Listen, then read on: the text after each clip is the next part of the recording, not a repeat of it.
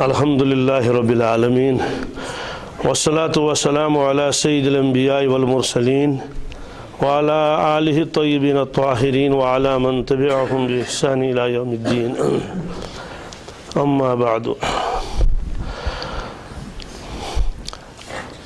صراط الذین انعمت علیہم غیر المغضوب علیہم ولا الضالین۔ یہ دعا بندہ مانگتا رہتا ہے نماز کے اندر، سورہ فاتحہ جس کو کہتے ہیں۔ تو بندے نے اللہ تبارک تعالیٰ سے سیدھا راستہ مانگا کہ مجھے سیدھا راستہ عطا فرما دیجئے، پھر اس کی اور وضاحت ہو گئی صراط الذین انعمت علیہم، ان لوگوں کا راستہ ہمیں دکھا دیجئے، اس پر چلا دیجئے جن لوگوں پر آپ نے اپنا خاص فضل فرمایا ہے۔ اس کی تشریح آ گئی، چار طبقے ہیں وہ، انبیاء علیہ الصلوۃ والسلام، صدیقین، شہداء اور صالحین۔ یہ تو ایک تشریح ہو گئی، اس میں مثبت پہلو کا تذکرہ تھا۔ اب اس کے بعد غیر المغضوب علیہم ولا الضالین، اس میں اس کا جو دوسرا پہلو ہے سلبی پہلو، اس کا تذکرہ آ گیا۔ کل میں نے بتایا اس آیت کا ترجمہ دو طرح کیا ہے مفسرین نے، دونوں ترجمہ صحیح ہیں۔ ایک ترجمہ کیا ہے، یا اللہ ان لوگوں کا راستہ دکھا دیجئے جن پر آپ کا فضل ہوا، جن کو آپ نے نوازا اور ان پر آپ ناراض بھی نہیں ہوئے اور وہ گمراہ بھی نہیں ہوئی۔ تو وہی چار طبقے مراد ہے۔ ایک ترجمہ اس کا یہ ہے۔ دوسرا ترجمہ اس کا ہے، یا اللہ ان لوگوں کا راستہ دکھا دیجئے ہم کو، اس پر چلائیے ہم کو جن پر آپ کا فضل ہوا، انعام آپ نے عطا فرمایا، ان کو ان کا راستہ دکھا دیجئے۔ ان کا راستہ نہ دکھانا، ان کے راستے پر ہم کو نہ چلانا جن پر تمہارا آپ کا غضب ہوا اور جو گمراہ ہوئی ہے۔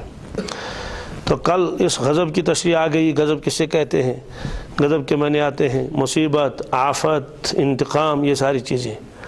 اور غضب کن بنیاد پر آتا ہے اس کی تشریح کل آ گئی، جان بوجھ کر نافرمانی کرنا، جان بوجھ کر نافرمانی کرنا، صاحب علم ہونے کے باوجود عمل نہ کرنا، گستاخ بننا، ہٹ درم بننا، اس کی وجہ سے غضب نازل ہو جاتا ہے، بے خبری نہیں، جان بوجھ کر۔ تو اللہ کے نبی صلی اللہ علیہ وسلم نے نشاندہی فرمائی کہ یہ طبقہ یہود کا، کس کا؟ یہود کا طبقہ ہے کہ ان کے پاس علم تھا، تورات تھی، اس کے باوجود بھی وہ بڑے گستاخ بھی تھے اور بہت ہٹ درم بھی تھے۔ تو دو خصلتیں ان کے ہاں، بہت ساری بری خصلتیں تھیں، ایک بری خصلت ان کے تھی، اس کو کہتے ہیں کتمان۔ کیا؟ کتمان کے معنی آتے ہیں کسی چیز کو چھپانا۔ یہ ایک بہت بڑی بری خصلت ان کے اندر تھی، اس کا بیان قرآن پاک میں ہے۔ کتمان کسے کہتے ہیں؟ کتمان کے معنی آتے ہیں حق کو چھپانا، حق کو۔ اب کتمان کیسے کرتے تھے وہ؟ ان کی کتابوں میں لکھا تھا کہ رسول اللہ صلی اللہ علیہ وسلم جو نبی آخر زمان ہوں گے وہ تشریف لائیں گے اور ان کے یہی اوصاف ہوں گے۔ مدینہ طیبہ کے اندر دو قسم کے لوگ تھے، ایک تو یہود تھے اور دوسرے جو لوگ کافر تھے۔ دو بڑے خاندان تھے، چھوٹے چھوٹے بھی تھے لیکن دو بہت بڑے خاندان تھے مدینہ طیبہ میں۔ ایک خاندان کا تعلق تھا قبیلہ اوس، اس کو کہتے تھے، اور ایک کا خزرج، قبیلہ اوس اور قبیلہ خزرج۔ تو یہ آپس میں لڑتے تھے، اوس اور خزرج بھی آپس میں لڑتے تھے، خون ریزیاں ہوتی تھی، اور کبھی کبھی یہود کے ساتھ بھی لڑتے تھے، لیکن یہود ان کا مقابلہ نہیں کر سکتے تھے۔ اس کا بیان قرآن پاک میں آئے گا۔ تو یہود کہتے تھے ٹھیک ہے آج ہم آپ کا مقابلہ نہیں کر سکتے ہیں، ان قریب ایک نبی آنے والا ہے، اللہ کی مدد اس کے ساتھ ہوگی، پھر ہم آپ پر غالب آئیں گے۔ یہ بار بار وہ کہتے تھے، یہ قرآن پاک میں ہے۔ وَكَانُوا يَسْتَفْتِحُونَ عَلَى الَّذِينَ كَفَرُوا، کافروں کے اوپر وہ فتح مانگتے تھے رسول اللہ صلی اللہ علیہ وسلم کے واسطے سے۔ اس کے دو معنی ہیں، ایک مطلب تو یہ کہ وہ دعا مانگتے تھے، یا اللہ اس نبی آخر الزمان صلی اللہ علیہ وسلم کو بھیج دیجئے تاکہ ہم کو غلبہ نصیب ہو جائے۔ تو یہ تذکرہ بار بار یہ لوگ سنتے تھے، مدینہ طیبہ کے لوگ پڑھے لکھے نہیں تھے۔ تو اللہ کی شان جب اللہ کے نبی صلی اللہ علیہ وسلم کا ظہور ہوا، یہ لوگ آتے تھے مکہ شریف حج کرنے کے لیے، اپنے زمانے کے اعتبار سے زیارت کرنے کے لیے، تو مینا کے میدان میں اللہ کے نبی صلی اللہ علیہ وسلم سے ملاقات ہوتی تھی پہاڑیوں میں۔ وہ جگہ آج بھی موجود ہے جہاں مدینہ طیبہ کے انصار نے بیعت کی تھی رسول اللہ صلی اللہ علیہ وسلم سے کہ دست مبارک ہجرت سے پہلے۔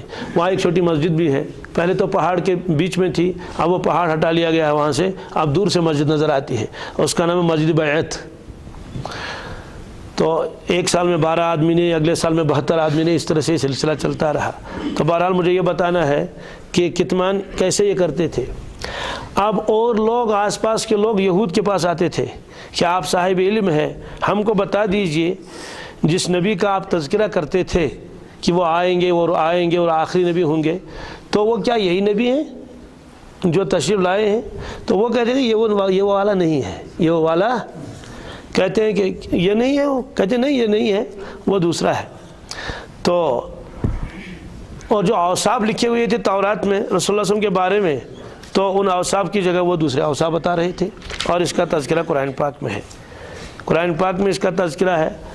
اللہ تعالیٰ فرماتے ہیں کہ الذین آتیناہم الکتاب، جن لوگوں کو ہم نے کتاب دی، مراد یہود ہیں، نصارہ بھی ہیں لیکن مدینہ طیبہ میں تو یہود تھے۔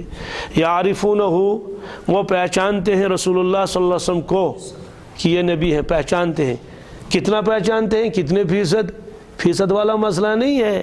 کما یعرفون ابناءہم، جیسے وہ پہچانتے اپنے بیٹوں کو۔ کس کو؟ اتکٹ پنجن نیچن پرزناون تتکٹ پرزناون رسول پاک صلی اللہ علیہ وسلم تھے۔ یہاں مفسرین نے ایک عجیب نقطہ لکھا ہے، یعنی فرمایا کہ کما یعرفون اولادہم، جیسے وہ اپنے اولاد کو پہچان۔ اولاد میں تو بیٹی بھی آتی ہے، بیٹا بھی آتا ہے، لیکن بیٹا کا تذکرہ اس لیے کیا، اس لیے کہ بیٹا زیادہ ساتھ رہتا ہے باپ کے ساتھ، سفر میں ساتھ ہے، کھیتی میں ساتھ ہے، کاروبار میں ساتھ ہے، اور اہل عرب کو بیٹوں کے ساتھ زیادہ دلچسپی تھی۔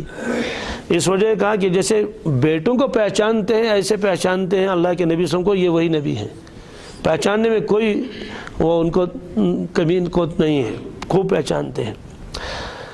وَإِنَّ فَرِيقًا مِّنْهُمْ لَيَكْتُمُونَ الْحَقَّ، اور ان میں ایک جماعت ایسی ہے وہ چھپاتے ہیں حق کو، وَهُمْ يَعْلَمُونَ، ہر وہ جانتے ہیں۔ حق سے مراد یہی ہے اللہ کے نبی صلی اللہ علیہ وسلم کا نبی ہونا اور اسلام کا سچا مذہب ہونا۔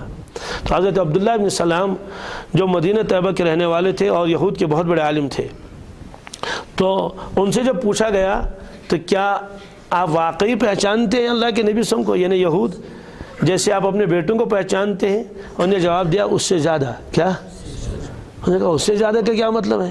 کہا اس سے زیادہ کا مطلب یہ ہے کہ بیٹے کے بارے میں تو شیطان وسوسہ ڈال سکتا ہے، اپنی اولاد کے بیٹے کے بارے میں تو شیطان وسوسہ ڈال سکتا ہے کہ معلوم نہیں ہے کہ یہ آپ کا ہے یا نہیں ہے، یہ وسوسہ تو وہ ڈال سکتا ہے، لیکن رسول اللہ صلی اللہ علیہ وسلم کے نبی ہونے کے بارے میں شیطان یہ وسوسہ بھی نہیں ڈال سکتا، ایسا واضح ہے، ایسا۔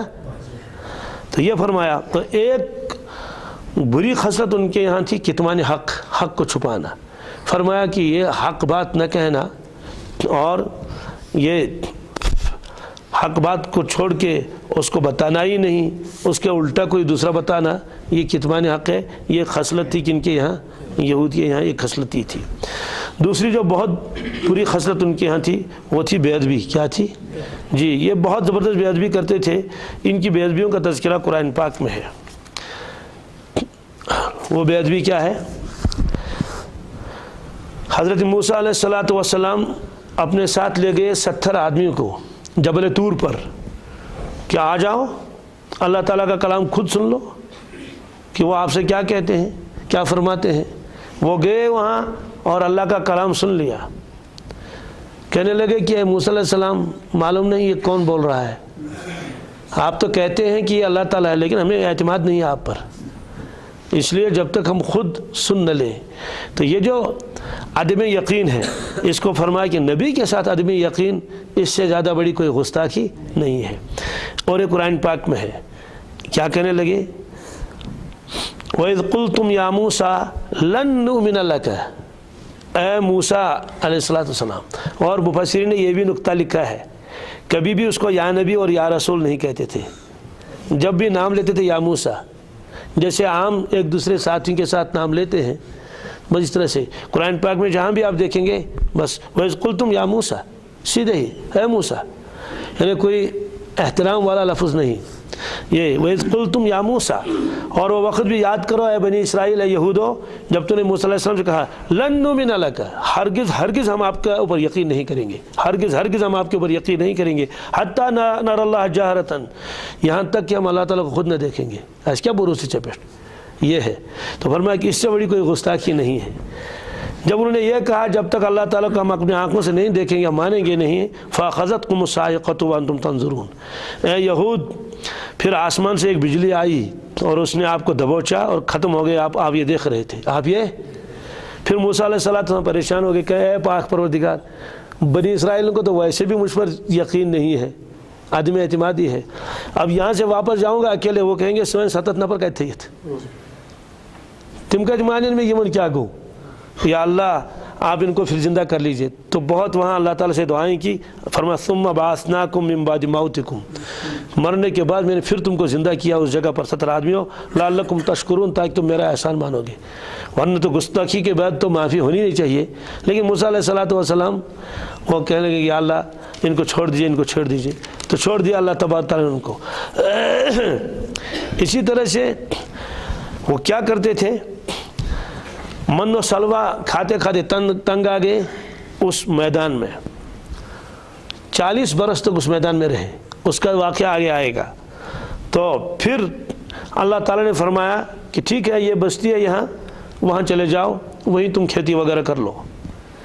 تمو موسیٰ علیہ السلام تنگ اس کا کھمو پردو ماز بھی کھمو من و سلوہ، اس کا تذکرہ، من و سلوہ کا تذکرہ آگے آئے گا، من کس کے کہتے ہیں، سلوہ کس کو کہتے ہیں۔ تو وہ مفت کی روزی ان کو ملتی تھی، اس لیے عرف عام میں تو ہے ان کیا من سلواش کھاونت، من سلوا مطلب ہے کہ جس میں آدمی کو محنت نہ کرنی پڑے۔ تو پھر ان کو حکم ہوا کہ اس بستی میں داخل ہو جاؤ۔ بستی کون سی تھی؟ بیت المقدس، یا بیت المقدس کے قریب ایک جگہ اریحا۔ تو اور یہ بتایا کہ داخل ہو جاؤ اس بستی میں، لیکن دیکھو معافی مانگتے مانگتے کیا، یا اللہ معاف کر دے، یا اللہ معاف کر دے، بخشش بخشش بخشش چاہتے ہیں، یہ فرمایا۔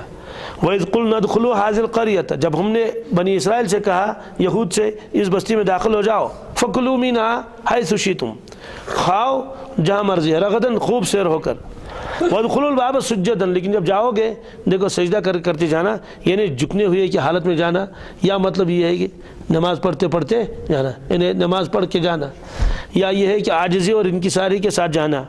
وَقُولُوا حِطَّةٌ، اور بخشش بخشش، استغفر اللہ کرتے جانا، نغفر لکم خطایاکم، سارے گناہ معاف کر دوں گا، سارے گناہ، وَسَنَجْزِي الْمُحْسِنِينَ، اور جب نیکوکار بن جاؤ گے تو اور زیادہ دوں گا۔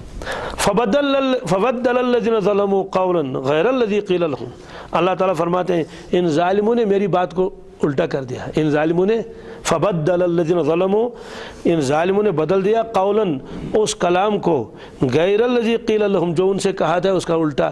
اس کا الٹا کیا ہوا؟ ان کو بتایا تھا حتۃ، کہو، کیا کہو، یہی الفاظ کہے تھے، یا اس کا مطلب ہے کہ بخشش بخشش جو بھی الفاظ، معافی مانگتے مانگتے، انہوں نے اس کا الٹا کر دیا، کہنے کہ حبۃ فی شعرۃ، حبۃ فی شعرۃ، مذاق کرتے کرتے داخل ہو گئے، ایک دوسرے کو مکے مارتے تھے، حبۃ فی شعرۃ، اس کا مطلب ہے کہ گیہوں کے دانے جو کے دانوں میں، جو گیہوں کے دانے، کیونکہ حبہ میں دانہ، تو یہ کہتے کہتے اندر داخل ہو گئے۔ اللہ تعالیٰ فرماتے ہیں کہ اس قول کو انہوں نے بدل دیا جو قول میں نے ان کو بتا دیا تھا۔ تو جب ایسا کیا تو پھر میں نے ظالموں کے اوپر عذاب نازل کیا۔ تو اس طرح سے یہ گستاخی بھی کرتے تھے۔ سوال یہ ہے کہ وہاں انہوں نے کیوں کہا کہ ہم اللہ تعالیٰ کو جب تک نہ دیکھیں گے؟ عارضو تو کرنی چاہیے، کہتے ہیں عارضو الگ ہے، عارضو دیدار کی عارضو وہ تو والہانہ اور عاشقانہ ہوتی ہے۔ جیسے موسیٰ علیہ السلام نے خود اللہ تبارک تعالیٰ سے درخواست کی تھی، یا اللہ میں چاہتا ہوں کہ آپ کا دیدار کر لوں، تو وہ تو عارضو تھی، یہ عارضو نہیں تھی، یہ تو ایک گستاخی تھی۔ یہ نے اس پان پوچھو خدا سے بشکت مانو ہی، تو اس اور اس میں بہت فرق ہے آسمان و زمین کا۔ تو اس طرح سے یہ گستاخیاں کرتے تھے، اور اس سے زبردست بڑی گستاخی جو قرآن پاک نے خود لکھی ہے وہ تو ابھی جائے گی، یہ یہود کے اندر تھی۔ وہ یہ ہے کہ جب اس بستی کے قریب میں گئے تو اللہ تبارک تعالیٰ نے فرمایا کہ اس بستی میں جاؤ اور لڑو، کامیاب ہو جاؤ گے۔ اس کی تفصیل مجھے اس وقت نہیں بتانی، صرف اشارہ کرنا ہے، وہ جو وہاں تفصیل آئے گی تو وہ آئے گی وہاں۔ پھر پہلے کس کس کو بھیجا اللہ موسیٰ علیہ السلام نے، پھر انہیں وہاں سے کیا رپورٹ پیش کی، وہاں سے آ کر پھر کیا کیا ہوا۔ تو بہرحال فرمایا کہ اس میں داخل ہو جاؤ۔ تو انہیں صاف کہا، قالوا یا موسیٰ، کہنے گئے موسیٰ انا لن ندخلها ابدا، ہم ہرگز اس بستی میں داخل نہیں ہو جائیں گے، ما داموا فیہا، جب تک یہ لوگ وہاں خود ہیں۔ اصل میں تھا کیا، وہ قوم عمالقہ نے اس بستی پر قبضہ کیا تھا، اصل وہ بستی آبا و اجداد کی تھی، انہی کی، بنی اسرائیل کی، اس لیے فرمایا کہ ان کو نکال دو، اللہ کی مدد ساتھ آ جائے گی۔ انہوں نے مانا نہیں، کہنے قالوا ان فیہا قوما جبارین، اس میں تو بڑے سخت قسم کے لوگ ہیں، ہم لڑ نہیں سکیں گے، اس لیے ہم نہیں جائیں گے وہاں جب تک وہ وہاں ہے۔ پھر کیا کہا کہ جب حضرت موسیٰ نے اصرار کیا، نہیں اللہ کا حکم ہے، کہنے کہ فاذهب انت وربک فقاتلا انا هنا قاعدون، آپ تشریف لے جائیے اور آپ کا پروردگار جائے گا لڑنے کے لیے۔ فاذهب انت گسیو پانے وربک بینیون سوید کس خدا صاحب پانے کا ساتھ بھی خدا صاحب فقاتلا تو کری تو لڑتی من سوید، یعنی آپ اور اللہ تبارک تعالیٰ جا کے ان سے لڑ لو، انا ہونا قائدون، ہم یہی بیٹھے ہوئے ہیں، ہم انتظار میں ہیں، جب وہ وہاں سے نکل جائیں گے پھر ہم کو بلا لینا تب آئیں گے۔ تو یہ ہے اتنی زبردست گستاخی۔ تو جب نا امید ہو گئے موسیٰ علیہ السلام تو اللہ تبارک تعالیٰ سے دعا کرنے لگے، قال ربی انی لا املک الا نفسی واخی، اے پروردگار میرے اختیار میں تو کچھ بھی نہیں، ایک تو میری اپنی جان اور ایک میرا بھائی، اور کسی پر تو مجھے بھروسہ، یہ تو ماننے والے نہیں ہیں۔ ففرق بیننا وبین القوم الفاسقین، اس لیے فیصلہ آپ خود فرما دیجیے۔ اللہ تعالیٰ نے فرمایا قال فإنها محرمۃ علیہم 40 سنہ، فرمایا ٹھیک ہے 40 سال تک اب یہ بستی ان کے اوپر حرام ہو جائے گی۔ کتنے سال تک؟ اب جائیں گے کہاں؟ یتیہون فی الارض، بس سر مارتے پھریں گے، در بدر پھرتے رہیں گے اسی بستی میں، اسی میدان میں۔ وہ اس کو وادی تیہ کہتے ہیں۔ کیا وادی تیہ؟ میں نے جہاں آدمی حیران ہو جاتا ہے۔ وہ کرتے کیا تھے؟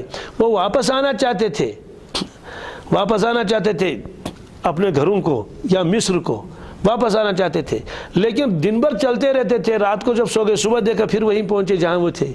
اسے 40 برس ہو گئے۔ اللہ تعالیٰ فرمایا فلا تاسا علی القوم الفاسقین، ان فاسق لوگوں کے اوپر اب افسوس بھی نہ کرنا۔ کیا نہ کرنا؟ یمکن افسوس لائق تھی سنگ والا ہے۔ تو 40 سال تک موسیٰ علیہ السلام بھی خود وہاں رہے۔ سوال ہے کہ عذاب تو ان کا تھا، حضرت کیا تھا؟ حضرت تو نبی تھے، ان کی تو نگرانی تھی۔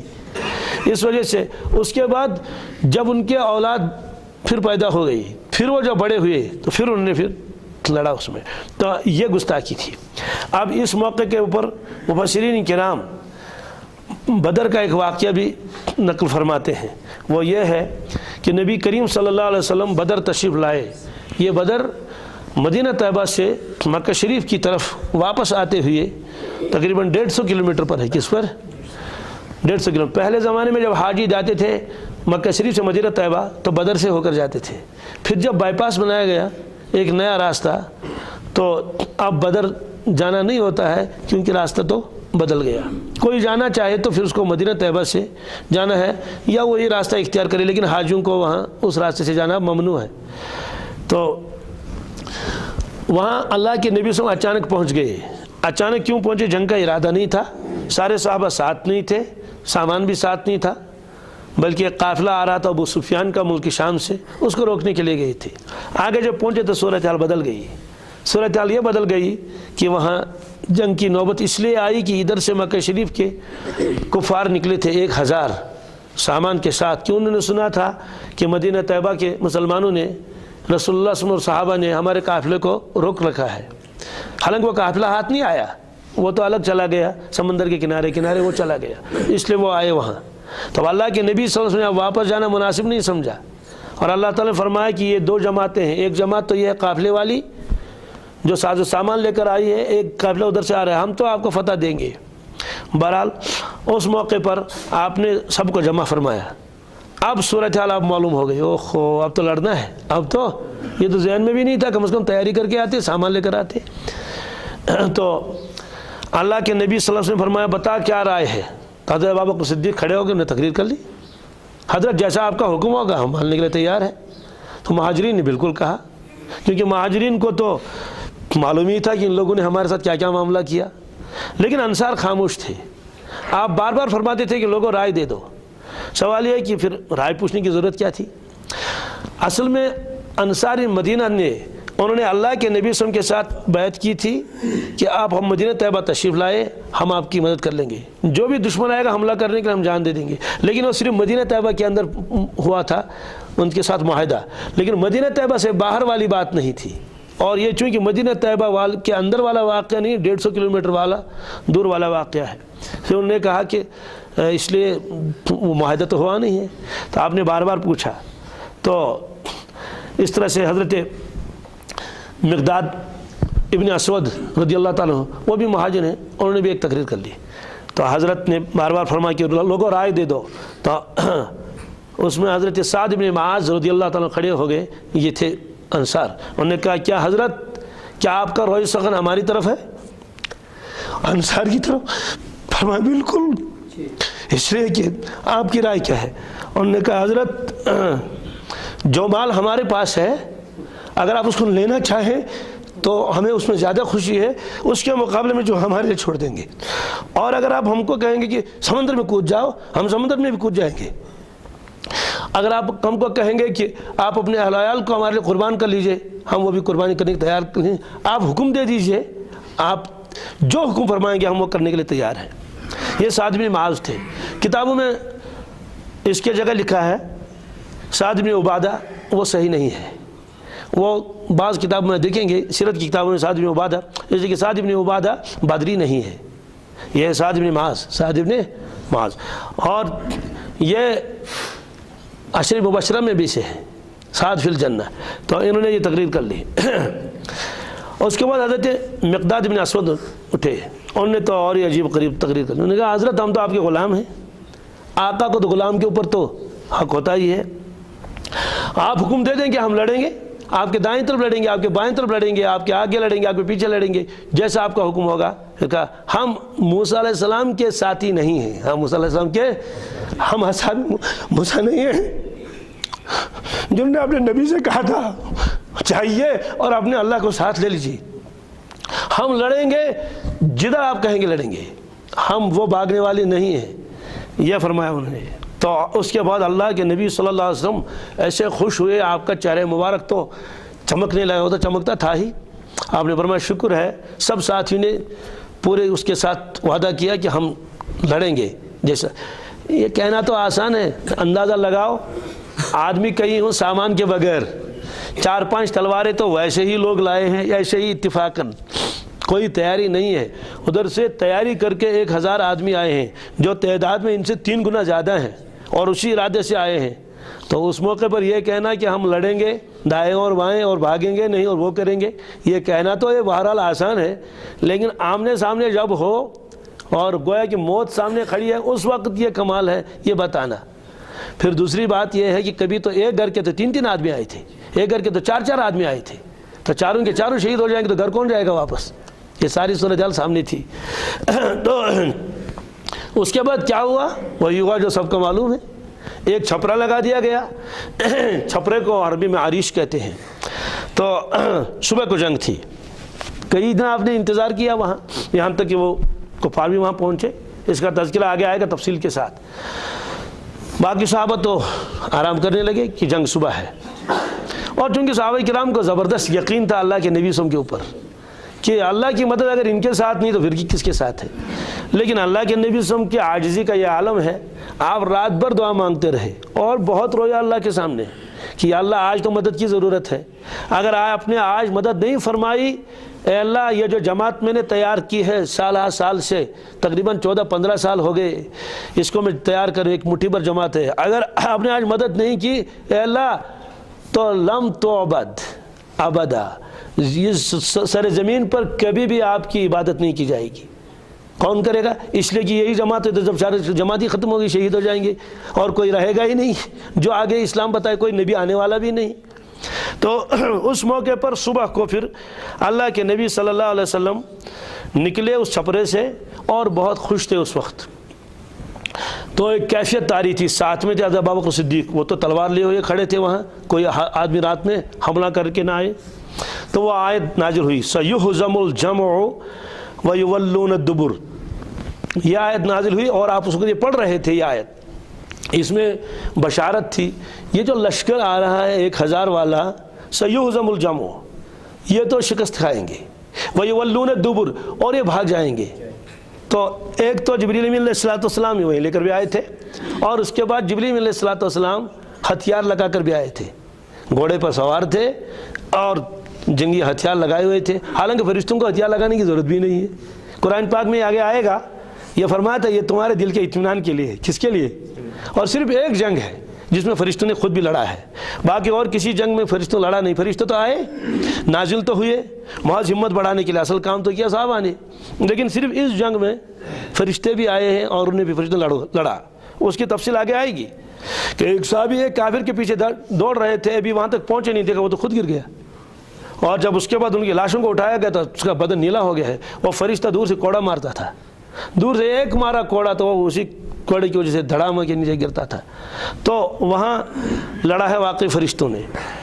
تو یہ یہود کا ایک بری خصلتیں تھیں، ایک تو کتمان، حق کو چھپانا، دوسرا بے ادبی گستاخی. تو یہاں کیوں فرمایا گیا کہ اللہ تعالیٰ سے مانگ لو کہ یا اللہ ہم کو یہ راستہ مت دکھا؟ اس وجہ سے فرمایا گیا کہ یہ اس کو کہتے ہیں تفریط. تفریط کے معنی آتے ہیں کوتاہی کرنا، کمی کرنا، غفلت برتنا اور گستاخی کرنا. تو یہ اجزاء ہیں اور یہ اثرات ہیں یہودیت کے. گویا اس میں یہ فرمایا جائے گا یا اللہ یہودی بھی مجھے مت بنا اور یہودیوں کی خصلتیں میرے اندر نہ آ جائیں. مفسرین کرام نے لکھا ہے جس آدمی کے اندر گستاخی ہو، کبھی انبیاء علیہ السلام کی گستاخی کرے، کبھی صحابہ کرام کی گستاخی کرے، کبھی اولیاء کرام اور بزرگان دین کی گستاخی کرے، تو چاہے وہ قلم سے کر لے، چاہے زبان سے کر لے، اور کسی طرح سے کر لے، احترام نہیں رہے گا بڑوں کا، تو فرمایا گیا کہ اس کو سمجھنا چاہیے کہ یہ خصلتیں ہیں کن کی؟ یہود کی. اس لیے تو اس میں ایک طبقہ آیا یہود کا، دوسرا طبقہ آگے آئے گا نصارہ کا. تو دونوں طبقوں سے اللہ تبارک تعالیٰ سے ہر نماز میں نجات مانگی جاتی ہے کہ اس سے بھی بچائیے اور اس سے بھی بچائیے. ایک کو کہتے ہیں تفریط، ایک کو کہتے ہیں افراط. بہرحال یہ تو تفریط والا مسئلہ آ گیا. آگے افراط والا مسئلہ آ جائے گا کہ ضالین سے کون مراد ہے، اور اس کے بارے میں اللہ تبارک تعالیٰ نے قرآن پاک میں کن کن آیتوں میں ان کا تذکرہ کیا. تو مسلمان کو دونوں سے بچنے کی گویا ہدایت دے دی گئی ہے سورہ فاتحہ کے اندر.